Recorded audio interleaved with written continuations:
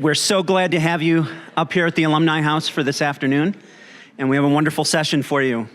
I'd like to recognize, we have some special visitors with today. Our Board of Regents are with us today, and they're going to have to leave early, and so I wanted to acknowledge that at about 1:30 they're going to have to take off for other things, but we so appreciate having them here today. Could we give them a hand?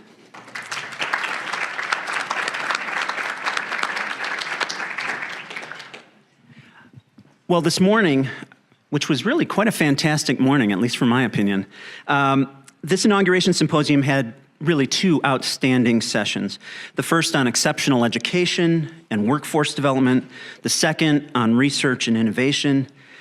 And in both cases, each begins with a core aspect of the mission of the research university, namely educating and research, respectively. It was interesting to me that really in both morning sessions, they highlighted the importance of service to and reciprocity with our communities, and that's what is often the engine of innovation and change. This afternoon's session addresses the third essential core competence of any great university, and that's the scholarship of engagement. Just over 2 decades ago, Ernest Boyer highlighted the absolute necessity of community-university partnerships, and for those partnerships to inform, quote, a larger purpose, a larger sense of mission, a larger clarity of direction. And he discussed the critical role of the university in issues such as healthcare, economic disparity, primary education, urban development. In short, he was challenging us to ask, how does the university, in partnership with its state and local communities, foster increasingly healthy, inclusive, and resilient communities? What if we see the university as an anchor institution and consider in all that we do the impacts we have upon community resilience and prosperity? What if the community saw the university as a largely untapped partner, not only for education and research, but as collaborators in seeking solutions to the grand challenges of our time? The affordability and access of housing and transportation, clean air, health disparities, and thereby serving as a catalyst for economic growth, environmental resilience, and social justice. This afternoon's session includes 3 parts, including some remarks from our Lieutenant Governor, as well as a panel of 5 phenomenal agents of change through community engagement. But we begin with Sherri-Ann Butterfield, Executive Vice Chancellor of Rutgers University-Newark, or RUN.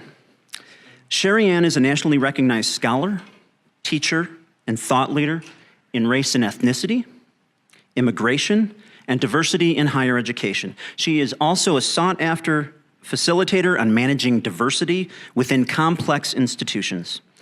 As an advocate for leveraging diversity in all its dimensions, she works with her RUN colleagues to actualize the public mission of colleges and universities as engines of social mobility, and as anchor institutions that collaborate with partners from multiple sectors in order to help communities succeed. Would you please welcome Sherri-Ann Butterfield?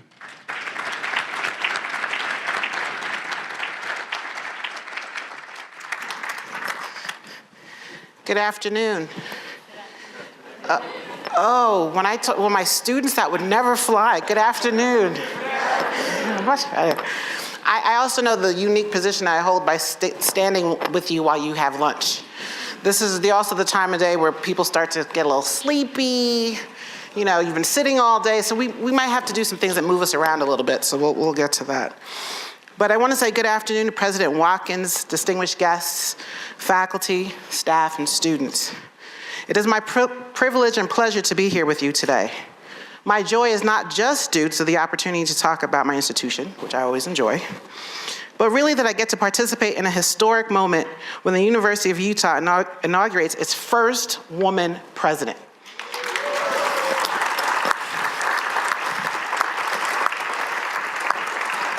I wondered if we weren't going to talk about it today, but I'm going for it because Courtney said I could. This is an important history that is being made, and we need to take a moment to bask in this, as President Watkins continues her track record of doing phenomenal and exceptional work. But she does not do this work alone. It takes all of you to help this amazing institution to continue to flourish.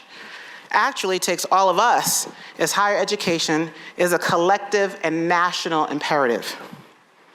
So in that sense, I'm supposed to be up here talking about anchor institutions, right? And so we just had a really wonderful introduction from Keith about what it's supposed to be, but I'm curious what you think it is. So turn to your neighbor and tell them what you think an anchor institution is and or does. Yeah, that would be right now. So we look like we're having some good conversations. I'm going to bring you back. So first question, did you and or your partner or partners have the same response to what an anchor institution is? I heard yes from over here. Nice participation. This side of the room wins so far. Did you or your partner have a similar understanding of what it is? No, this is good. Because no one says we all have to have the same definition, but we need to really think about what it does in our concept of an anchor institution. I'm an advocate for re-emphasizing the public mission of colleges and universities, as you all are, both public and private, because we publics can't do it alone, viewing them not as traditional ivory towers, but as anchor institutions that collaborate with all partners from all sectors of the economy. I'm going to say that again, all sectors of the economy. We have a promise as an engine of discovery, innovation, and social mobility. I'm here to talk about some of the things that we're doing at Rutgers University-Newark, but we're doing directly to address these issues while being an anchor institution within a larger university context. I'll talk about the larger Rutgers RU in a second. Within a city that is making significant positive change, but still dealing with a negative reputation. You say Newark, people are like, ooh, Newark, right? And so when an article comes out that Amazon's considering us as one of the top 20 cities, people are like, wait, something's going on at Newark, right? I want to be clear from the outset that this is incredibly rewarding work, but it is also difficult and challenging work. It requires culture changes both in and outside the institution, and we know how little time it takes to change the culture of an institution. Not. But the truth is, we can't wait to move on the role of higher education in shaping the communities in which we reside. Frankly, the stakes are too high. The demographics of the nation are rapidly changing, as we got that excellent presentation this morning, and we must educate our populace or we risk being left behind as a global force. So just wanted to put up about some stats about New Jersey for you. You got the US and Utah context. And so really thinking about, I can't see, so I'm moving. Right, we have the third most dense immigration state. Did anybody know that about New Jersey offhand? We don't think of Jersey as an immigration state, right? 40% of them are immigrants or children of immigrants. 30% of those speak a language other than English as their first language. And millennials are already the first generation in New Jersey without a white majority. And this will be true by 2028. That is huge, particularly for a state that has some of the highest socioeconomic in the country and some of the poorest at the same time, right? And so really looking, so the books that I put up there are the ones who are talking about if we do not actively engage in the issue of diversity, what will happen for us, right? And the positives of this. Diversity does not come at the expense of excellence. I'm gonna say that again. Diversity does not come at the expense of excellence, which is usually how we talk about it, right? And so really getting us to think about what else do we need to do to make that happen. So just a little snapshot about Rutgers for you. There's the State University of New Jersey, the largest and most comprehensive higher education in New Jersey. As an institution, there are about 70,000 students. I know we're kind of small. 49,000 undergraduates and graduate students, 82% of residents, out of state is about 17%. There are more women than men by 53 to 46%. Now, Rutgers is also composed of Newark, Camden, New Brunswick, and our biomedical and health sciences school. And that is important because the anchor work that we do is also grounded in the partnerships that we have across Rutgers. Because again, none of us can do this work alone. Rutgers Newark is a remarkably diverse, urban, public research university that is not just in Newark, but of Newark, an anchor of our home city. The RUN community has long recognized that our location is both a defining influence in our story and it's a distinctive strength. It attracts and cultivates talents. It has power to do that too. I have to tell my people when I get home. It attracts and cultivates talent on many levels, ranging from generations of students hungry for opportunities afforded by a first-rate higher education in a major American urban center, to faculty who vigorously embrace the opportunity to produce high-impact scholarship and engages the community while preparing these students for professional success and informed citizenship. Our location is also a magnet for professional staff committed to advancing our research, pedagogy, and social impact within an inclusive campus culture focused on excellence. My earlier slide showed the changing demographics are specific to New Jersey. When given that, Rutgers and Newark, we have no choice. I'm gonna say this. We believe in it deeply, but we also believe in it deeply because of the residents that we have that allowed us to provide greater access and equity to students. As per US News and World Report, we've been the most diverse national university in the US for the past 20 years. Now, some of that was purely accidental. When you are the third largest immigration state, some of that's what happens. It is not enough to talk about numerical diversity without talking about what you actually do with it once you have it. And that's where a lot of us get stuck. We're like, oh, these are the numbers, by 20-something, we're gonna have these. Well, what are we gonna do then? How are we gonna change our pedagogy? How are we gonna change our systems? How are we gonna change ourselves to think about how we teach to the students we have and not the students we want? Okay? And so I wanna give you a sense of some of the things that we have going on at Rutgers Newark in terms of our undergraduate population, African American students or Latinos. We're a Hispanic serving institution. No one would ever guess that in the middle of Newark, right? 12.3% of Newark residents. That's significant to us because it's up almost 60% in the past 5 years. That was intentional on our part because we could not continue to sit and not serve the community in which we reside. And so I'm just looking, Pell eligible, international transfers, our undocumented students are increasing. That's an approximate number because we're not sure for various reasons. And the schools that are all interrelated with each other. Now, our campus, it completed a strategic visioning process that underscored this defining aspect of Rutgers University-Newark's identity, yielding a plan that emphasized the need to develop fully and purposely an anchor institution agenda. Our work towards this end has been organized thus far under 5 areas that capture much of the scholarly expertise and civic-oriented interests in anchor institution work. What would you think some of those areas were, if you had to guess? You were just talking. If you had to guess. Health, thank you, health. Social justice, what else do you have? This side is really kicking. Politics, oh yeah, we're Jersey. Politics. Arts, yes. So based on what we were getting, and again, the strategic planning was a process that involved both the administration, the faculty, the students, and the staff.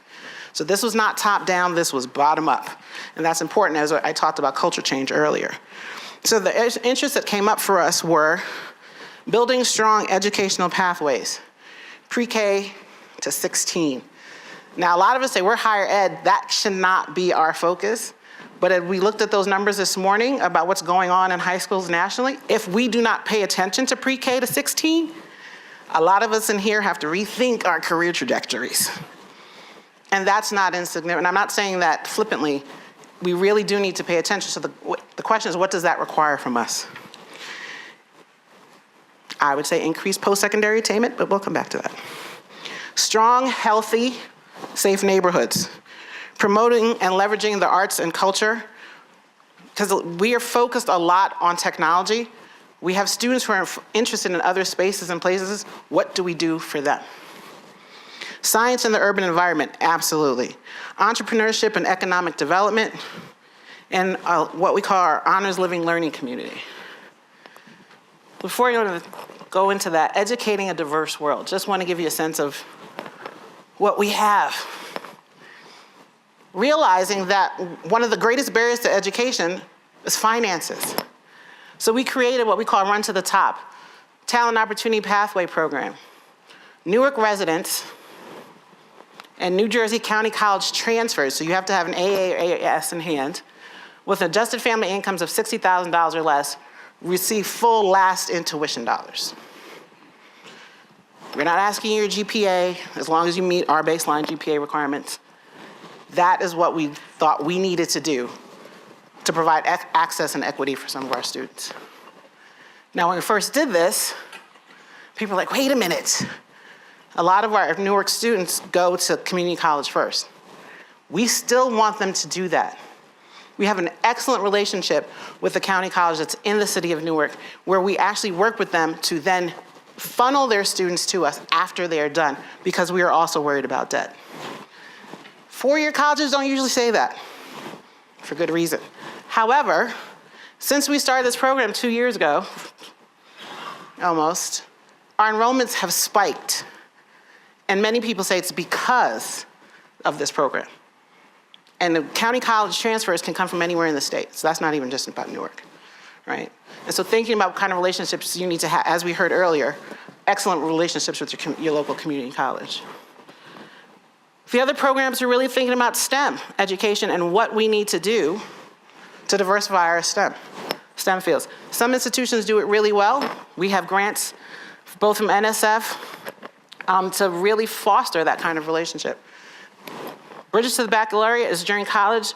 LSAMP is pre-college. And so that when we talked about, the pre-K through 16, we go into the schools and recruit students to participate in these programs. Bless you. HLC. HLC is called the Honors Living Learning Community that we created in 2015. And we call it an innovative initiative that is revolutionizing honors, cultivating talent, and engaging communities. The HLC is redefining the notion of honors by creating intergenerational and interdisciplinary learning communities comprised of students, faculty, staff, and community partners focused on tackling some of the nation's most pressing issues.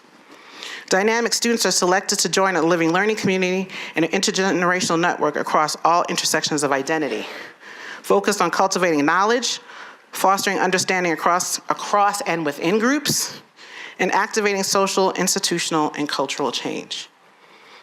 It's a transformational college access program, and it's broadening pathways to college for promising local talent and reimagining the academy, something that we all really need to think about. It endeavors to increase access to higher ed for academically promising, talented, and civic-minded individuals, some who may be overlooked by relying on standard academic indicators for college success. We use a holistic admissions rubric and identify exceptional first-year students and community college transfers from Newark and Greater Newark in particular, while also extending its reach to other national and international regions. What's important for me to talk about, we don't look at SAT scores. We have the interview process. We look at GPAs because those are indicative of performance in college. SATs come after. It is not a focus because we know SATs don't measure what we think they do. When we started this program, folks were like, oh, you're getting those, it's the deficit model. You're getting those poor students that otherwise wouldn't succeed. It's not that they wouldn't succeed, it's that they wouldn't have been selected. After doing this program and it's not been very long, it's since 2015, they have raised our GPA and inadvertently our SAT scores of all our other students. That is nothing to sneeze at. And it really flies in the face of what happens when you look at different kinds of students. I am urging us to really expand what a good student looks like. And I also mean socioeconomically. This is not just necessarily about race and gender as well, or immigration status, right? This program is also transformational in the sense that a new curriculum was completely built around it. Faculty were asked to either teach to co-teach, create new courses, really adapt your old courses, not just add a book. Sometimes we do that. I say this as a faculty member, right? And to really teach the course that you've always wanted to teach but never could because your chair said you couldn't, right? This actually led to my supply chain management professor teaching with my geochemist on a class about sustainability. I would have never seen that otherwise. And they came to me and said, can we do this? And I said, if your dean said yes, yes, right? But that means the administration also has to buy into this. That means deans need to be able to release faculty. We need to think about what a class size looks like. What happens, where's Mabel, about our conversation about the structures that don't allow us to be as collaborative as we would like. I learned more things about my institution just trying to build this thing than ever before, and I've been there 17 years. I'm like, what do you mean I can't give them? Financial aid does what? I can't do this, registrar needs this. Simple things like paperwork became a problem. But we refused to let that impede our ability to create this lovely, and I love this. I mean, it's one of my favorites, right? And so that's just some of the courses that they take, some of the students. The new cohort is 60%, over 60% of the new cohort that just started this fall are from Newark, with higher GPAs and higher SAT scores than our average Rutgers Newark student. Again, trying to make change one step at a time. So when we talk about, some of our, let me actually say our HLLC students, and this is important, I apologize. The students are high school graduates, first generation college students, transfer students, veterans, older students, because someone mentioned earlier about we really need to expand our age, older students. They could have gotten GEDs, they can be parents or financially independent students. All of these students are required to live on campus. This is important because we are traditionally a commuter institution. Having a conversation with a parent about why you need to let me have your child when you live a half a mile away, you laugh. But those of you who know the challenges that are facing our students know that sometimes you need to ask them to let them go. The issues at home sometimes are too serious. If they stay, they will not finish. They will not be successful. I still call parents. I know, just let me have her. I promise she'll be okay. I know, because if she stays home, she'll either work the store, she'll babysit, or what have you. You have to live on campus for us. Because those of you, we know why, right?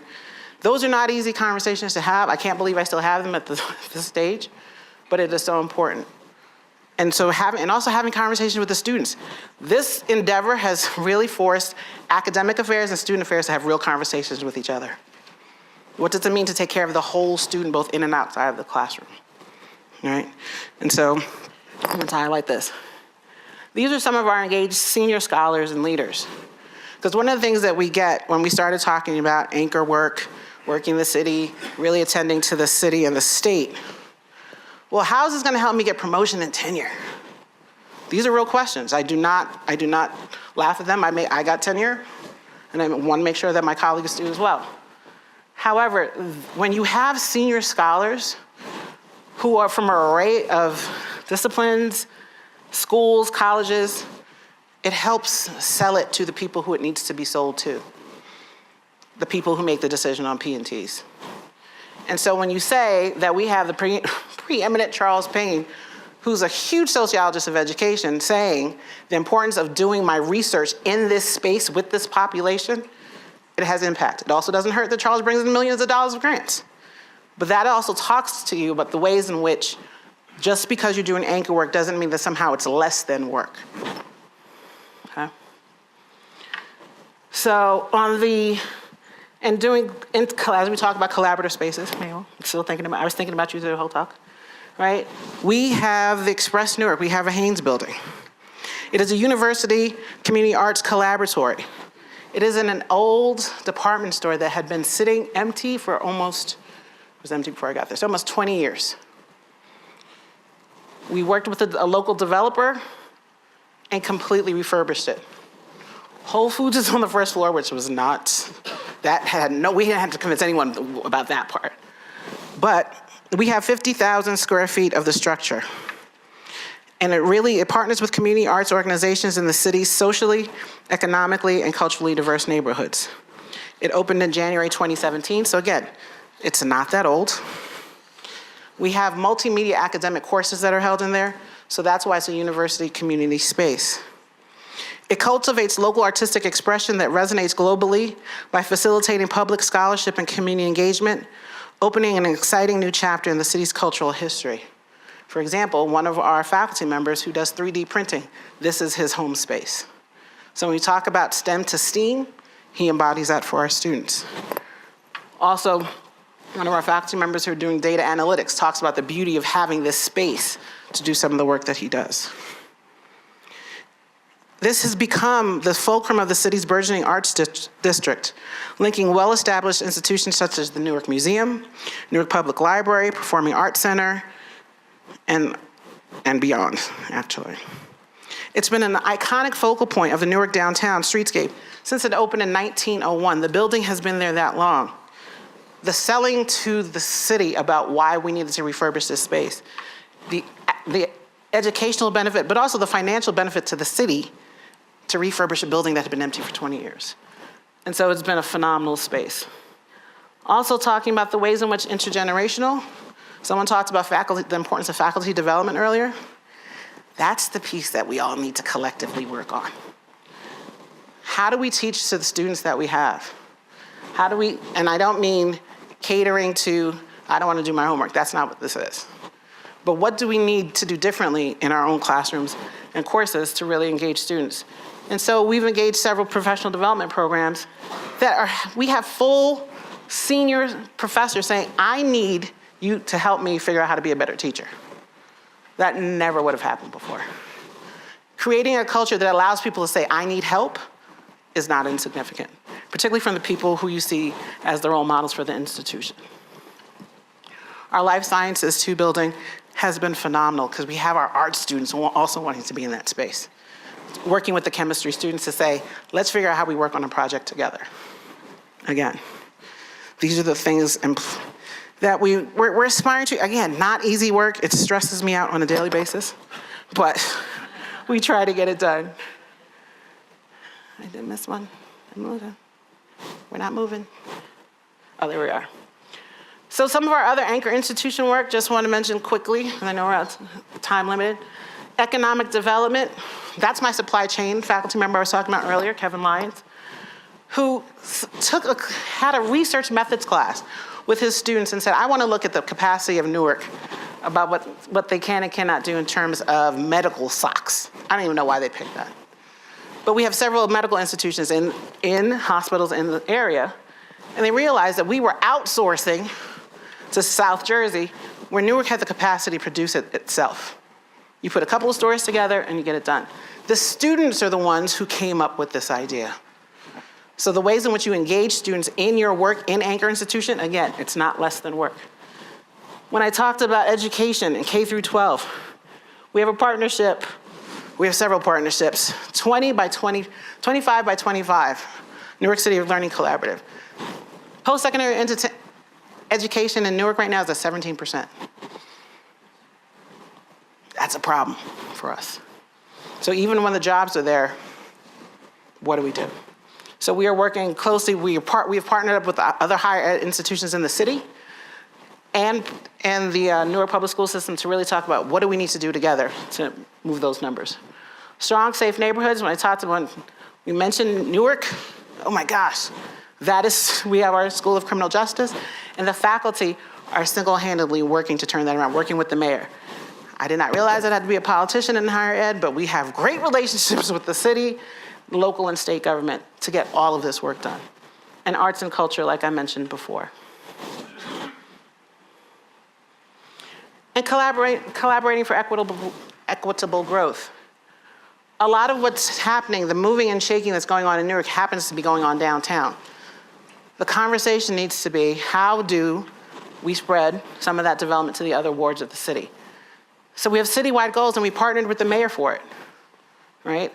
Local spending to go up, the medical stocks was the first thing to go, and it sort of sparked other things as well. That is Newark leaders from across the city. And so when I said all parts of the economy, Prudential is based in Newark. They are a huge partner for us. They provide internships for our students, provide other employment opportunities for the Newark residents. They're at the table. Audible is also housed in Newark. So when you put some of these folks together, you can do amazing things, but you have to have the right thought leaders at the table. So when we talk about the importance of leadership, it becomes critical, which is why it's so great that you have President Watkins. Right? And so citywide goals. We're up to, they want to do we promised, as a state institution, which shocked me, that we would help create 220 jobs by 2020. I called legal and I said, can we promise that? I called human resources, can we promise that? Well, there's a way that you can really, you can't necessarily promise the actual number, but you can promise to aspire to it and hold yourselves accountable when you don't get it. So in the 1 year that we've been doing it, we're actually halfway to our goal. We're at 110. That's with a lot of hard work. That's a lot of collaboration with legal, with HR. How do we advertise the position? This person still needs to be able to do the job, so we're not also sacrificing skill. But what do we need to do? And so that's been phenomenal. And then that's David Trout. So our law faculty, he's a senior law faculty member who usually does work on race and discrimination, said he wanted to just do a study on the equitable growth in Newark. He got his graduate students, he had some, it wasn't the law students, he got graduate students from the graduate school, so when we talk about collaborative processes, and they put together a whole report about what Newark needs to do to improve on this equitable growth that the city is now using as its playbook. Again, work that matters that comes out of the institution. And the last thing that I'll talk about is really the ways in which our collaborative move also is global. It needs to be, particularly since our students are from every country, right? And thinking about the ways in which we can help other cities or spaces that are similar to ours. So we have partnerships in Cape Town, South Africa. We have one with the University of Pretoria near Johannesburg, in Pretoria. We have students, one of my favorite projects. So We Share Solar is a company based out of California, and they do solar suitcases to provide, they're literally like a suitcase, that provides solar sustainable energy to different communities. Well, we partnered with one of our local high schools, brought the science teachers in. Actually, they weren't all science teachers, some of them were English. Brought them in, taught the teachers how to put the suitcases together. And then the teachers asked for volunteers for students to put the suitcases together. The students came in every day voluntarily at 7 a.m. to put the suitcases together. Those suitcases, our students then deployed to Puerto Rico. We have literally lit up communities in Puerto Rico. And they did that twice this year. And so what's so cute, the high school students wrote notes inside the suitcase. And they wrote letters to them saying, I'm so sorry, and really want you to have power. And these are students who don't have much. So for them to want something better for another community, this is the kind of work that we should be doing. And so that picture is from Nicaragua, because I couldn't find the Puerto Rico one. But this is just a sense of what we're doing. And also, I know you all have a refugee project going on here at U, and we also have one as well, and it started out of some work we were doing in Malta. So just to really think about the ways you can expand your teaching. Our overall goal is to move away from traditional models of public service in which faculty and students do things for, quote, a passive and needy public, as historian Scott Peters has put it, and engage instead in public work that taps and engages and develops the civic agency, talents, and capacities of everyone, inside and outside the academy. Our strategic initiatives in these areas already range from cross-disciplinary initiatives rooted in community to partnerships with diverse communities of experts, and that's really how we need to think about our community partners, to co-created spaces in the city and region. Throughout, we seek to pool the expertise and energies of our faculty, staff, and students with those of partners from across the public, private, and nonprofit sectors. So I just want to, again, stress how our faculty are actively engaged in this work that feeds both their professional and personal goals. For those who are engaged, they are clear that they work at our one institution and that their work has outputs while pushing for practical systemic change. So I'm just going to stress, cross-sector collaborations in the city of Newark simultaneously enrich scholarship and education, spurring transformation of that old industrial city, which it is. These local engagements in areas such as environmental sustainability, art, tech, design, neighborhood and cultural entrepreneurship, and urban school reform demonstrate the impact and importance of engaged scholarship and the interconnectedness of the pressing issues of our world. Thank you.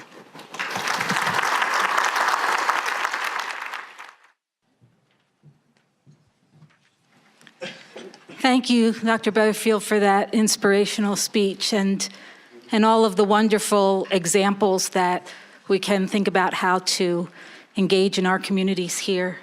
I have the great honor to introduce to you Lieutenant Governor Spencer J. Cox.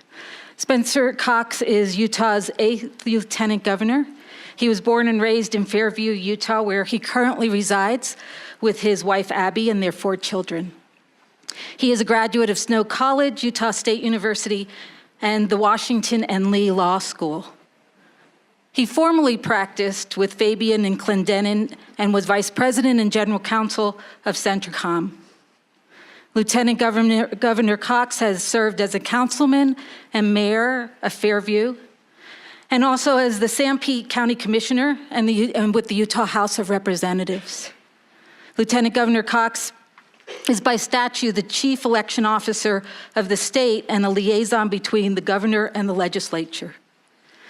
He states that in his limited free time, he enjoys working on the family farm, spending time in Utah's amazing backcountry, and talking about the Utah Jazz.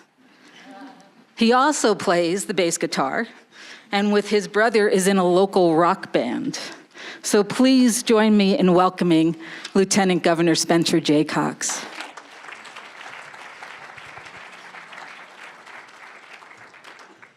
Thank you for that very kind introduction, ladies and gentlemen. It's great to be here with you today. I see I've already scared off the Board of Regents. They're out of here, so we recognize them and thank them for their service. It's so great to be here with this group of honored and distinguished guests as we're preparing to celebrate the inauguration of President Watkins. I am indeed very excited about this opportunity. Before I begin my remarks, I may give you just a quick update, if that's okay.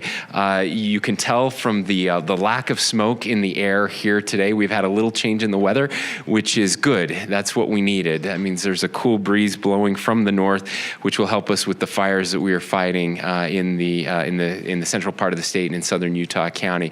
Help us be able to battle the fires a little bit better, get some attack in there on the north side of the fire. Unfortunately, they continue to grow, and this is going to be a little bit of a slog. Now, well over 100,000 acres, which is almost hard to fathom for most of us. It would take you about a good 2 hours to drive around the perimeter of that fire, going 70 miles an hour. So that just gives you kind of a sense for how massive that is, and we appreciate the great work of those who are fighting those fires at this time. But that's not what we're here to talk about today. I wished I had been able to spend the entire day with you as I've looked at the agenda, and the future is so incredibly bright right now for the state of Utah and especially for the University of Utah. But I want to actually start with some of the challenges and why that I feel that this is a very unique time, even maybe a tipping point of sorts for our state and for the university as well. We have had so much success over the past few years. I was grateful to see the presentation on economic advancement. The University of Utah is absolutely a chief economic engine for the state of Utah, directly with just the amount of people that are employed here, but indirectly, even more importantly, when the biggest problem your economy is facing is that we can't find enough people to fill the great jobs that we have. It's a good problem to have, but it is a problem nonetheless.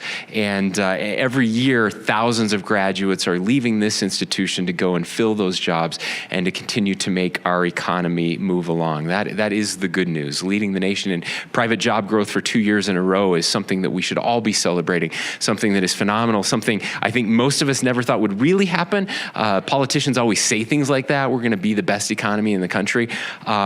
And yet here we are, and it's happened, and you have played a tremendous role in that. Now, with that growth comes certain challenges, and we are seeing those challenges, especially this year, but in the months and years leading up to this. We are a growing state. You've heard me say this many times. We are the fastest growing state.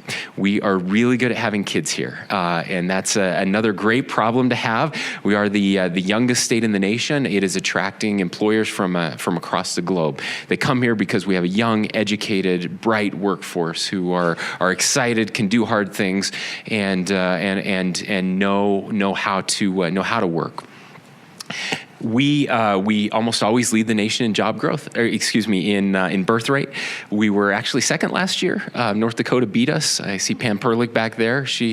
South Dakota. I've been saying North Dakota all this time. It's South Dakota. Well, same thing. There just aren't many people there. And in other settings, I like to joke that I'm not sure how they beat us, but I heard that alcohol was involved. So I apologize. My friends in South Dakota will surely appreciate that. But we were also ninth for in-migration in the past year. Is that right, Pam? That's what we were told, ninth for in-migration. When you combine those two numbers, we are growing very, very quickly, and with that comes another host of problems. Of course, you see it if you drove up here on the freeway like I did every day. Transportation is one of those issues that we're seeing. And another one that is chief amongst us, and we've seen that the last couple days, mostly through wildfires, but we'll see it again when inversion season sets in, that is air quality. Our air is actually cleaner than it's been in decades. That's the good news. The bad news is we now know how bad it is for us when the air is bad. We're hyper aware and hypersensitive, as we should be, and we know we have a lot more to go. We've been able to clean up the air despite the great growth on the Wasatch Front, but we're not even close to being where we need to be. That's another challenge. One of the biggest challenges, and again, a place where the University of Utah is leading out, as we had some announcements yesterday with Clark Ivory that I was very excited to hear, and that is affordable housing. When you look at the numbers, the increase in the price of housing along the Wasatch Front, and even in some other areas, even some of our rural areas, although not all of them, I'll talk about that in just a second, that increase is unsustainable. We just can't continue to raise the price of housing there. And there is just so much pressure coming in. Now, coming from the private sector and then becoming lieutenant governor, I've learned a lot about government. I've learned about some things we do very well and some things we do very, very poorly. And I don't want to talk about that, and I certainly don't want this to come off as partisan in any way. But let me talk about the positive side. One of the things that government actually does really well, we convene people together. We've heard a lot today about collaboration. When the governor, staff and at the governor's office, the lieutenant governor, others, when we have our presidents at the universities, when they call meetings, people tend to show up, which is good. We can get people in rooms together from the private sector, the nonprofit sector, the faith-based sector, and of course the government sector to work on some of these problems. One of the other things that we do very, very well is we have data, and we have people who understand what that data means. We have researchers available here at this institution, some of the best in the world, right here in our backyard. And I contend that we don't use them and we don't use you nearly as much as we should. If we are ever going to move into any type of post-partisan world when it comes to policy making, it will only be through real evidence-based policy making. We need more of that. We need better evidence. I believe that Utah is a state where we have done that and where we can do that even better, where we can be a model to the nation, that the decisions we make can be informed decisions. We can challenge our deeply held beliefs and maybe misbeliefs when it comes to whether you're red or blue or green or whatever team's jersey you have on. If we will allow the research, unbiased research, to take us where we need to go, we can solve some of the world's and our state's most pressing problems. But it's going to take real leadership from the policymaking level, and it's going to take real leadership from the University of Utah and our other institutions of higher learning to make that happen. Now, I'm very excited. I have had the opportunity to work with President Watkins over the past several months on solving some of those challenges. And I just want to share with you this initiative that is going forward. We call it the American Dreams Challenge, or the America Dream Ideas Challenge. And it came to us through Schmidt Futures, which is a group of people who have a lot of money and want to put it to very good use. And fortunately for us, the University of Utah was chosen of one of only 4 institutions across the country. So it's us, it's Wisconsin, Arizona State, and Ohio State University. Those are the 4. So we're in very good company. And the idea was that this would be a community-based challenge. We would just open it up. Anyone that wants to participate, anyone that has a good idea can bring that idea and see if it has traction. And the whole concept behind this is over the past 30 years especially, and I think it's been increasing especially over the last decade, we've seen an erosion of the middle class in the United States. It's something we're all concerned about. We talk a lot about the American dream and what's happening with the American dream. I'm very fortunate to live in a family. My dad was raised on a dairy farm. I was raised on a dairy farm, and he had 6 brothers. There were 5 brothers, 6 boys all together. They lived in about an 800 square foot house, and the very little education. My dad had to drop out of. He went to Snow College for 2 years. Had to leave to help when my grandpa got cancer to run the farm. But he worked really hard, and he had good ideas. And the telecommunications company that he and his cousin had been working together on, they were able to become very successful and move out of that 800 square foot home. They achieved the American dream. There are a lot of studies that have been done that say that the American dream is dying. It's dead in many places, but it is alive and well in Utah. And the whole idea behind this challenge is to find new ideas to increase the middle class, and specifically to increase the net worth of the middle class, their net income, not net worth, their net income by 10%. That's the idea behind all of this, that we have 10,000 people in the middle class that can achieve a 10% increase in their net income. So that can come in 2 ways. That can be in finding a way to make more money, or finding a way to spend less money on the things that we spend the most on. So think transportation, think healthcare, think housing. That's the idea behind what we're trying to do. Specifically, we have 5 areas: education, workforce, healthcare, housing, transportation, and then more broadly support for families, that we were looking for ideas.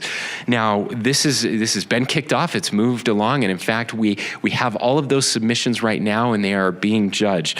The good news is, in our in this year, 2018 call for proposals, we received 152 proposals from different organizations and people across the state. Just remarkable. And we're working our way through those. We have a team of community members who are engaged in helping to judge those proposals.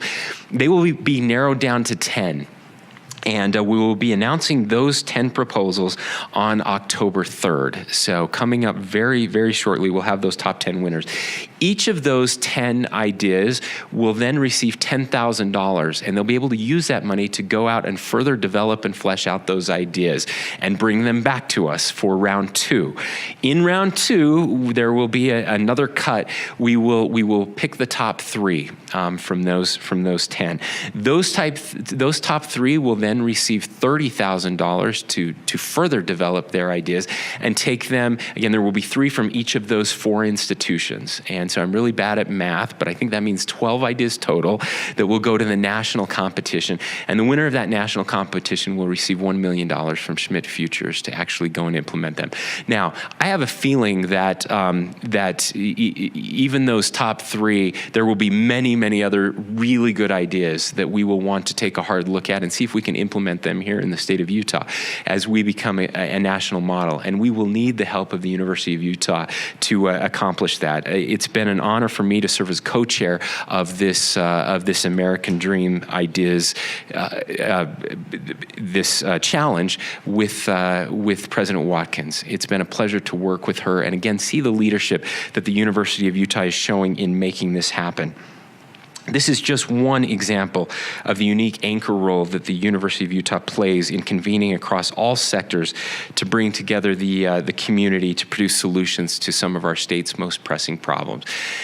Now, let me just conclude with this. It's so cool that half of our university presidents are women. They're taking over, and it's about damn time. This is... The leadership that we're seeing throughout our system of higher education is just tremendous. But the thing I've been most impressed with President Watkins is the way that she has taken her message, and not just her message, but her willingness to learn and to be taught to every corner of our state. You have just been incredible, President. And it's meant the most to me in rural Utah. I'm going to be perfectly honest here, and I hope not to offend anyone in this room. But the University of Utah has not been seen as a part of or a friend to rural Utah. Far too often, the university is seen as kind of this piece of Utah that sits on a hill in the avenues, and that is kind of the constituency that it is talked to, and I want to state how important this really is. I actually believe that in many parts of our state, the University of Utah is better understood and respected outside the state of Utah than sometimes even inside the state of Utah. So many people here don't understand how valuable the U is for us.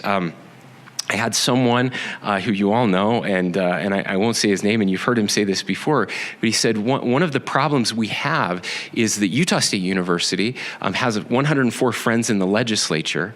The University of Utah has about 22 or 23, and they're all Democrats, all right? We need to change that, and it is changing, and it's changing because of the things that President Watkins did this summer. It's changing. That trust and that understanding will change as we reach outside of our borders and we start to look at ways to improve the lives of coal miners in Carbon County. We start to look at ways to improve the lives of ranchers in Paiute County. And they're able to see the value that is added by having a world-class institution here in the state of Utah that improves the lives of people in every corner of the state. I am excited to see that starting to change, and I want to be part of that change. And that is my commitment to you as we work together over the coming years. Anytime, President, anytime you want to come down to Fairview and hang out with me, we'll do that. I'll get the horses saddled, and we'll go out and show you some pretty incredible places. Thank you for what you're doing to make Utah a better place. Thank you for what you're doing to make our country a better place. And thank you for what you're doing to make the world a better place. It is a better place because the University of Utah exists, and we're going to continue to work together to continue that tradition. Thank you.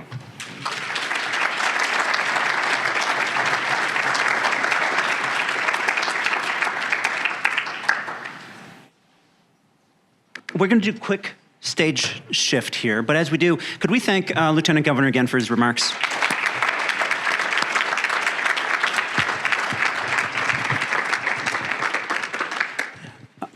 You can come on up and take care of that, and I'll do introductions while you do that. So this panel is going to be a little bit different than what we've done. We've asked a range of colleagues from the university talk about some of their amazing work. It'll range from the arts to science, to the health sciences. What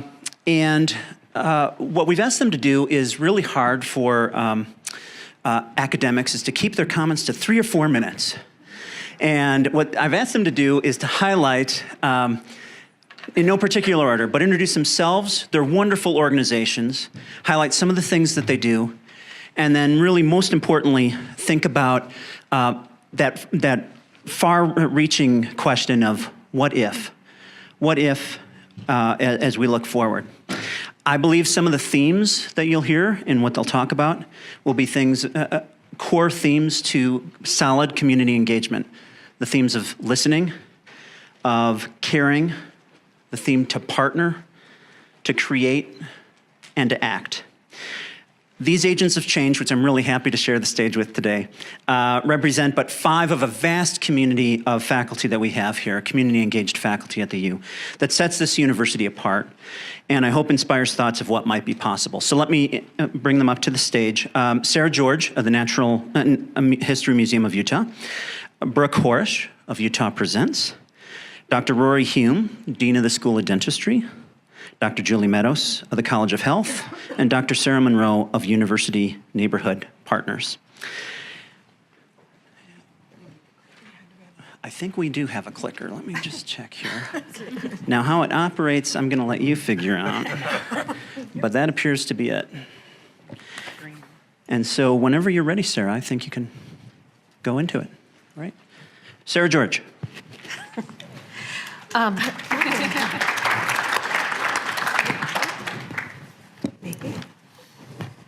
There we go. Great. So what if people, ordinary citizens, investigated the science, the beauty, and the diversity of nature? What if they understood their connections to the natural world? And what if, as part of informed and caring communities, they sustain the natural world for generations to come? That's the vision for the future that the Natural History Museum of Utah is working for. We're honored to be housed in the Rio Tinto Center, where we preserve and study 1.6 million objects representing 1 billion years of life on Earth. The building design reflects Utah's spectacular physiography, and the exhibits tell many of its beloved natural science stories. But how did we come to create that place? We listen. As we were planning the new museum, we consulted with experts across campus, and we also traveled across the valley and the state to ask communities, what are your aspirations for this Natural History Museum? What stories do you think are important for us to tell? What you see is the result of those many, many conversations. But those conversations never stop. We continuously evaluate every exhibit element. We seek opinions from our visitors. We test learning, and based on what we find, we fix what doesn't work. As our faculty make new discoveries, we add content, specimens, exhibits, and programs. We are never satisfied, and our continuously growing visitation does reflect that. Our visitors love the constant change, and we're now up to 300,000 people on site each year. And as we've listened to, oh dear. Okay, that was the last slide. And now, looking ahead, as we've listened to our community, we also heard that not everyone can come to the museum. And so more recently, we have grown our outreach by our educators and our faculty, visiting communities locally and statewide with science core curriculum in classrooms, with traveling exhibits, interactive programs at community festivals and STEM fairs in both English and Spanish. And now we're adding citizen science. Last year, we served 150,000 people across Utah. Okay, and with new technologies, we are expanding into the online world.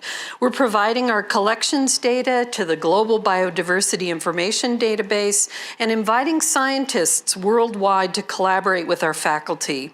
We have extremely popular blogs that feature our scientists and their students' work, and we now offer an online curriculum based on specimens from our collections called Research Quest, designed to build critical thinking skills.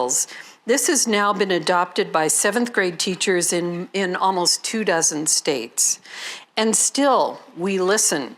It's how we stay ahead of the curve and ensure that we're not just offering what we feel is important to our community, but what our community tells us that they need. And as we engage people in observing, understanding, and interacting with the natural world around them, our hope is that they become these informed and caring communities, ensuring the natural world is here for future generations. Thank you.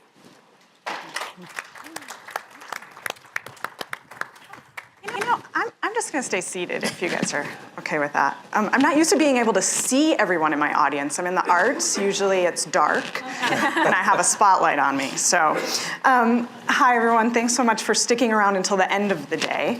My name is Brooke Horejsi, and I'm the Executive Director of UtahPresents, and I'm also the Assistant Dean for Art and Creative Engagement in the College of Fine Arts. So if you're not familiar with UtahPresents, just quickly, I'll share that we offer a season of, a season of artist programs and creative experiences that often defy the more recognizable, conventional, perhaps more dominant Western tradition of art. Things like concerts and Broadway musicals, we don't do those. We at UtahPresents value art for change. And what I mean by arts for change and how we embody it here at the University of Utah and in this region is probably easiest to demonstrate by telling you about some projects we've done in the past and looking forward to some things we have coming up. And when I think about the what if of the future of this community, my big what if is, what if each of us in this room, each of us on this campus, everyone in this regional community, in the state community, nationally and globally, thought of themselves as an artist? What if? What would that release us to? So, maybe next. There we go. So I'm going to talk to you about Taylor Mack and the Singing Boys. Taylor, if you're not familiar with Taylor Mack, this is a great project that we worked on 2 years ago. We're actually repeating it this year on November 2nd with a little bit of a different focus. But Taylor, who is up in this upper corner here, Taylor is a performance artist who has a project called A 24-Decade History of Popular Music. One of the things that we know about art is that it can challenge what is by exposing what has been hidden or posing new ways of being or modeling new forms of action.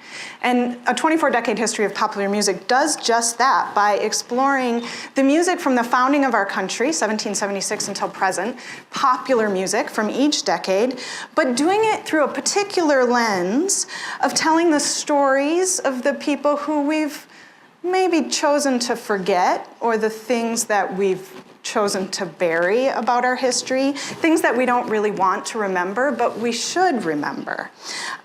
People like Timothy White Eagle, who's down in the far corner over there. Timothy is actually an alum of the University of Utah. He's a part of the ensemble that performs with Taylor. Timothy was adopted and raised by a white Christian family here in the United States. And when he came to the University of Utah, he really grappled with not only discovering his indigenous identity, but also discovering his queer identity. And as part of this project, Timothy gets to not only put both those identities on display, but he gets to help all of us in the audience and on campus think about those things and think about perhaps how he still isn't seen by lots of people in our community. Or people like Kylie. Kylie, who's showing up in the corner there. Kylie is a current resident of Salt Lake City. She was born and raised in Utah. Kylie got to connect with another project we did with the Singing Boys. The Singing Boys is a transgender singing group that has a great performance piece that's called The Queer Story of the Boy Band. And one of the things that Kylie shared with us following the engagement that we did with the Singing Boys, which, by the way, all engagement with our artists happens in multiple spaces. It's not just about the ticketed performance that people may come out for. They go into barbershops, like Kylie's barbershop here, it's called Friar Tuck's. They go into K through 12 settings in schools. They go all over campus, classrooms, dorms, all sorts of places, sometimes the gym, sometimes a museum on campus.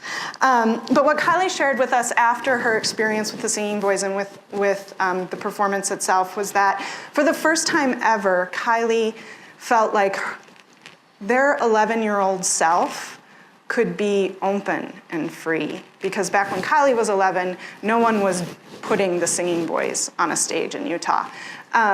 So projects like these have demonstrated to us that the impact of arts for change is really, really important. And that its place at a university is about a lot more than the classrooms, the stages, or its campus. At Art for Change exists all the way out into deeply all across our community. Looking ahead, I'll just share briefly one more project we're doing this coming year called Healthcare Stories of Illness and Wellness. This is an expansion of a long-term collaboration we've had with the program in Medical Ethics and Humanities here on campus. And this year, we've extended our partnership to also include the University of Utah Health Resiliency Center and the Bee, which is a local storytelling organization. So over the course of the last year, we've been collecting stories from members of our healthcare community. So our learning community, so students who are studying to be doctors or nurses or healthcare practitioners in some way, the working community that exists in our hospital system and in the university's health system, and also our community of patients that we have here. We've been collecting their stories, and in January we'll host a final event where those stories are shared. I was thinking about a comment that was made earlier today about doctors and burnout. Doctors have a very high rate of suicide. So this project is using the art of storytelling and then telling your story to others to help us as a community and as a campus to really think about how do we grapple with complex questions about how we care for one another, how we cope with illness, injury, and loss, and where we will all find the strength to heal when we go through those traumatic occurrences. So that's us at UtahPresents. And now it's your turn.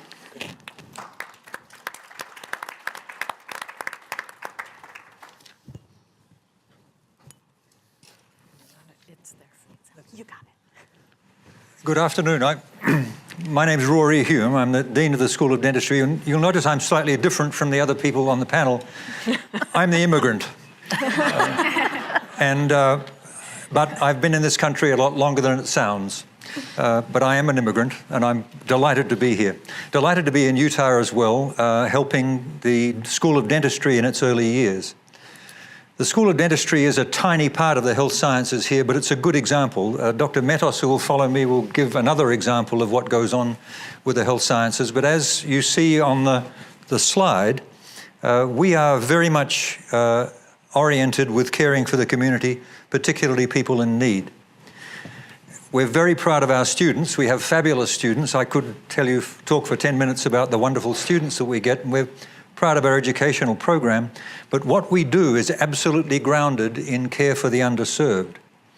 Our school was created by a gift from the Norda family, and that gift was, we'll pay for your school if you care for the underserved. And that's a fabulous beginning for a school like ours. It grounds everything that we do. So our core clinical operations are grounded in providing care to people who could not otherwise afford care. And we do that extremely well. We're very proud of, because of our achievements already, we've been able to work with the state, with the legislature, to restore Medicaid eligibility for dental services for blind or disabled people in Utah.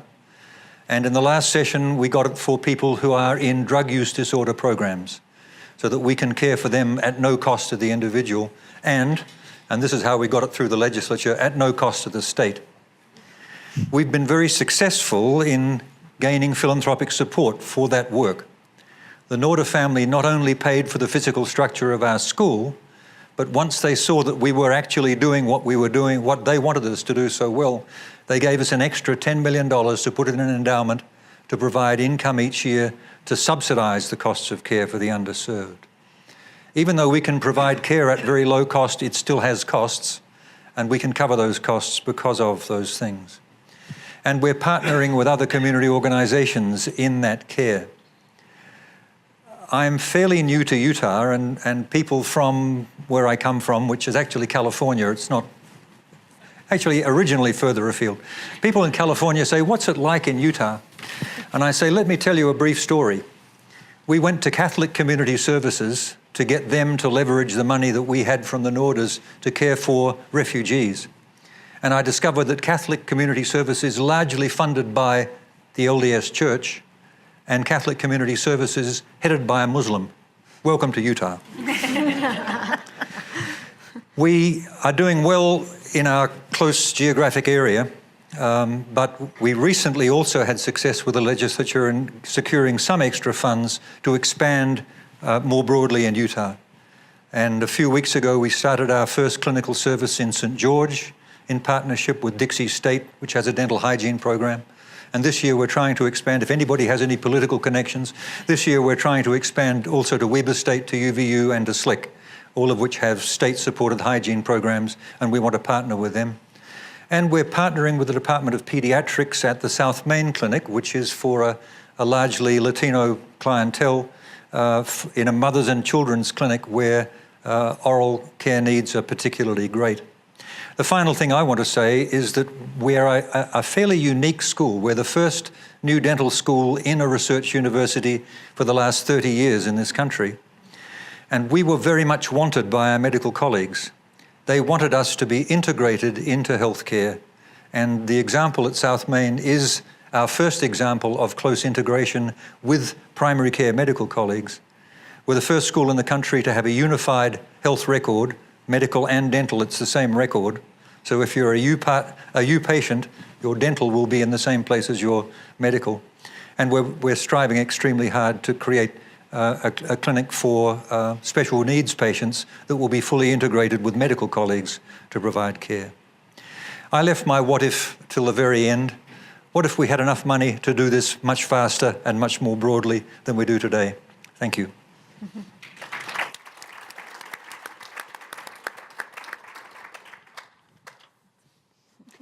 Good afternoon, everyone. My name's Julie Metos. I'm a proud member of the College of Health, and I see some of my colleagues here.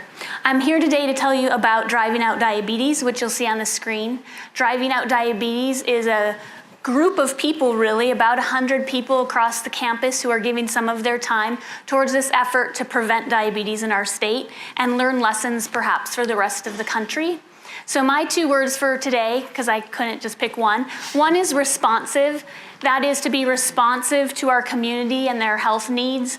And diabetes, as you may know, affects about 15% of people in our country. And then other one is prevention, because I think prevention is something that a university can really help our communities with. And with diabetes and many other chronic diseases, our lifestyle really plays a big role in our quality of life and how we manage and have these diseases. So that's really what we're all about. And I wanted to tell you a little bit about each part of the wheel. So the first part of the wheel is prevention. So under prevention, this is the biggest part of this initiative, which was funded by our partners, the Larry H. Miller Family Foundation, and they felt very strongly about this piece. So you may know that one of our most visible pieces of this part of the pie is the wellness bus. Maybe you've seen the wellness bus. It's out now doing diabetes screening and education in 4 underserved communities that have a high prevalence of diabetes in our county. That's Kearns, Midvale, South Jordan, and South Salt Lake.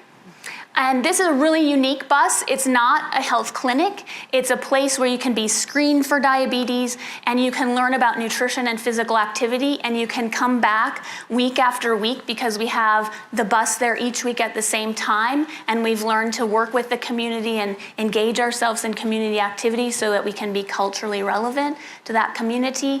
This is very different. This is a piece of healthcare that often is overlooked, is the follow-up. The other part of prevention that I'm going to highlight, there's many others, are the programs that I'm overseeing that have to do with very early prevention starting in childhood.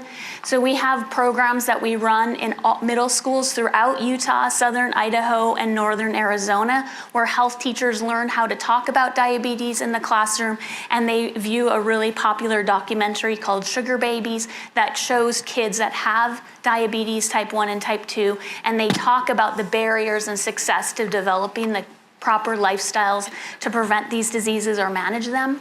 We also have a program that's in high schools. That's a research program that we're piloting right now. There's people right this second in West Jordan, Carbon County, and also in Cedar City, piloting this program for 15-year-olds in high school, where they learn not just the didactic information about health education, but we're really teaching them behavior change principles so that they can learn how to do behavior change and practice it and have fun doing it. And then finally, we have a program in homeless shelters that serve families where we're trying to talk a little bit about how to have good nutrition and physical activity behaviors when things really aren't going very well in your life, and how you might be able to prioritize those to make the rest of your life go a little bit more smoothly. So the next part of the program is the clinical programs, and we have this landmark program called One Day Diabetes, where people with diabetes come and have multidisciplinary care for a day. They kind of go over all the problems they're having and get solutions. They have a cooking class, they do some exercise. It's been very popular. And also we have, under the research arm, we've just finished the second round of funding grants that are looking at things like how to make insulin smarter so that it responds better in the body, all the way to how do you get people to stick with the diabetes prevention program? How do they have that kind of resilience to stick with it? So kind of really interesting research all across the board. And I just wanted to end with a story of somebody I met in our Food Movement in You program at the Midvale Road Home. And I'll just call her Joan, that's not her real name. But the first night we went there, she came to our class, and later she told me it was just because there was nothing else to do.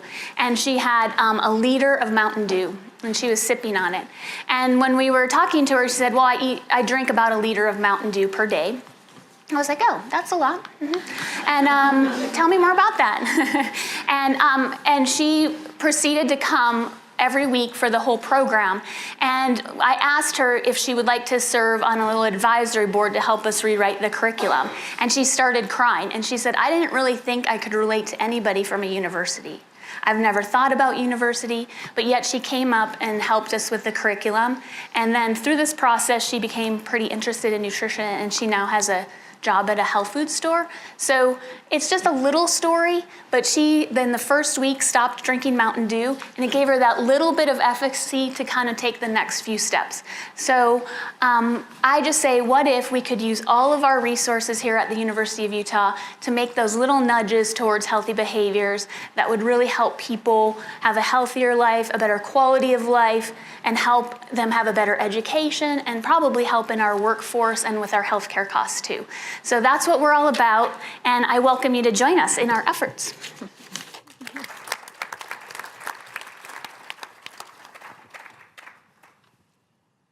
See if I can get the next one going. Okay, there we are. I've been debating whether to wrestle this podium here or stand up, and because I wanted to see the other half of the audience, so I'm standing up. I'm Sarah Munro. I'm the Special Assistant to the President, President Watkins, for Campus Community Partnerships, and Director of University Neighborhood Partners, otherwise known as UNP. And some of you will know part of this story. There are a lot of friends in the audience, but others won't, so I'm gonna sort of give an overview. My key word is partnerships, which won't surprise you because it's in our name. UNP represents the University of Utah's long-term commitment to a specific place, which is the rapidly diversifying neighborhoods on the west side of Salt Lake, Glendale, Poplar Grove, Rose Park, which you heard about from Dr. Perlich and are part of a much bigger picture of changing demographics in the state. And back in 2002, as Dr. Butterfield mentioned, the university looked at those demographics and the way things were changing back then and said, if we don't do more to engage our resources with the way that our community is changing and address some of the barriers that are preventing all of those people in all of those neighborhoods from accessing higher ed, we're gonna have a real problem on our hands in 20 years because we won't have the student body that we need and want to have. So that's how UNP was born. And the idea was, the university making a long-term commitment to neighborhoods where it could build relationships. This is a picture in the middle of our house on Jordan Park on 9th West. So we work as a sort of a bridge out of this office. And our work is to build partnerships between the U, between faculty, students, staff, and West Side partners around the table to address issues that are priorities in the neighborhoods. And the goal of the partnerships is to strengthen the neighborhoods, to open up access to higher ed, and really to enrich the research and teaching at the U. Because the idea is that all of the issues that we've talked about throughout the day today require the kinds of cross-experience knowledge that you get when you bring university perspectives together with the lived experience of people who are affected by those issues. So that's our goal. As of right now, we have been working for 15 years. We have almost 80 partnerships in 35 different sites across the West Side that are in our nice little neighborhood map there. So the scope has grown quite a lot. And the key, I think, to the partnerships and to the work is the process. And the process is the university being an equal around the table with the community organizations and with the residents. And that is fairly unique for a university to position itself not just as an anchor institution, but as an equal partner, and sort of being willing to change its understanding of issues as it hears new ideas from those partnerships. I think looking back, we spent most of last year looking back at what had happened over the 15 years of work so far, and we found that the neighborhoods are stronger and more vibrant. Enrollment and graduation rates from these zip codes from our area to the U have more than tripled. And that's something to be proud of. That's a big change, especially when you compare it to other zip codes on the east side of the city. And so these things are addressing some of the big community divides in our city that are a reflection of systemic barriers that we can be thinking about here. So looking forward, when I think about what we need to do, we've learned a great deal on the ground. We need to start making the changes in our systems that pull that knowledge in and make it broad and sustained. We need to be able to take what we're learning about school climate, about educational support, about integrative healthcare and combining medical professionals with social workers and psychologists and educators. We need to bring that into our universities, into our school districts, so that we're putting funding and conversation into those clusters of knowledge. I think one of the other things that we need to do looking forward is it needs to be easier for faculty and students to get involved in the partnerships. So that leads to my what if. If we really, as the University of Utah, want to be a university for Utah, this is my dream. What if we really recognized that the knowledge that comes from those experiences, from our faculty sitting around the table with community partners and residents, what if we really recognized that that is the knowledge, that is the answer to the things we were talking about this morning? That will lead the way in terms of connecting research and innovation with state priorities. That will lead the way in addressing these systemic barriers in our city. So that's my first what if. Second what if is, what if we could really recognize and reward our faculty who get engaged in community engaged work?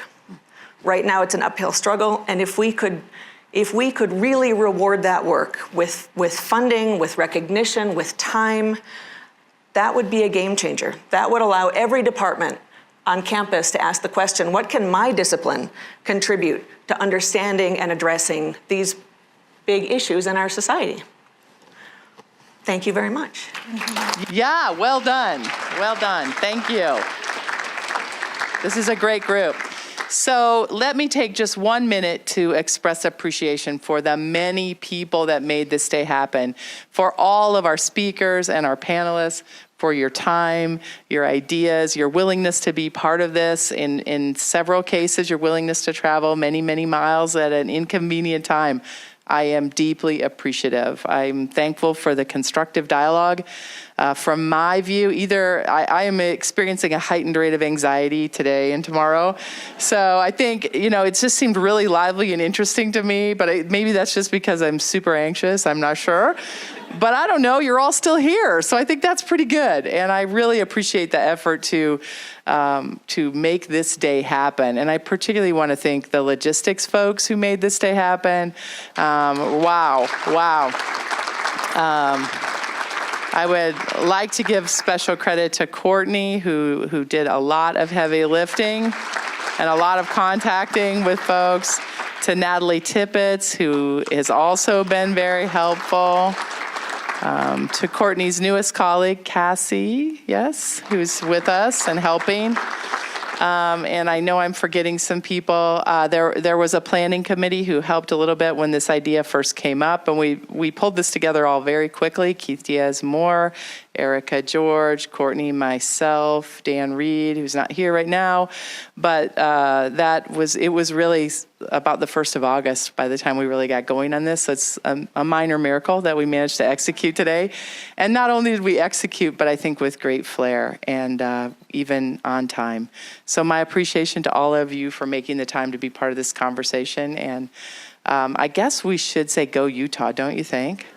All right, 1, 2, 3. Go Utah. Good job. Thank you.